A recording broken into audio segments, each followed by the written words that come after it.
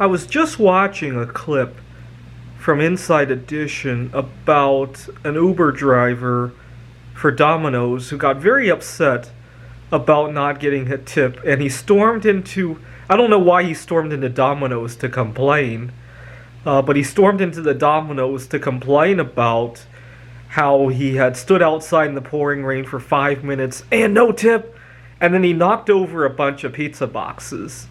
And Inside Edition interviewed him, and he kept his job. It really goes to show the times that we're in, that it's expected that people get upset over stuff like that.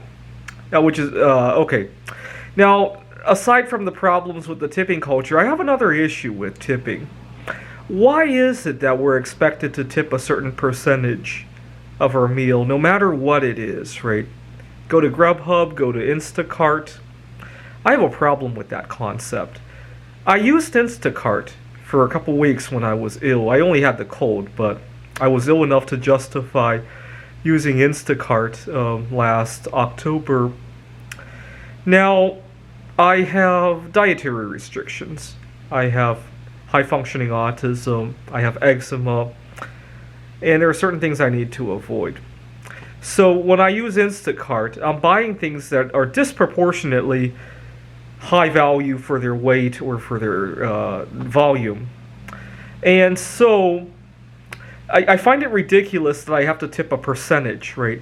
Let's say I order a bag of, well, I can give an example. Let's say I order some organic Zevia soda, right? This stuff goes for about $7 per 12-pack. And my neighbor orders a 12-pack of Coke for, I don't know, $2, $3. I haven't really looked at the price of that for a very long time.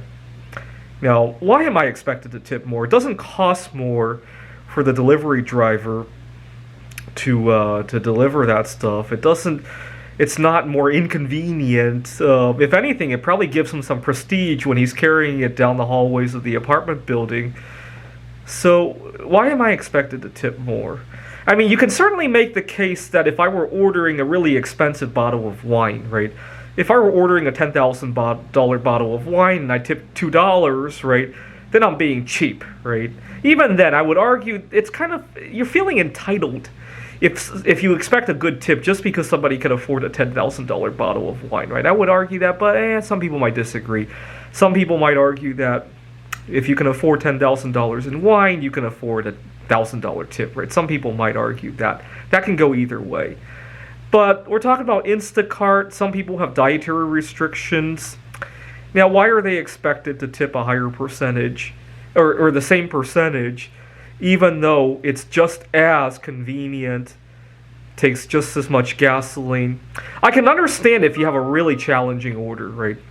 Imagine 3 months ago when I was in Wallace, Idaho, we had a power outage. Imagine somebody delivered food from Coeur d'Alene, Idaho, about a 50-mile drive, right? And I gave a 15% tip. Yes, I would imagine that would make anybody upset, right?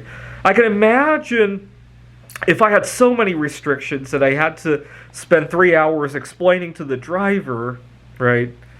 Then, okay, that's because it actually costs more or is more inconvenient to do, right?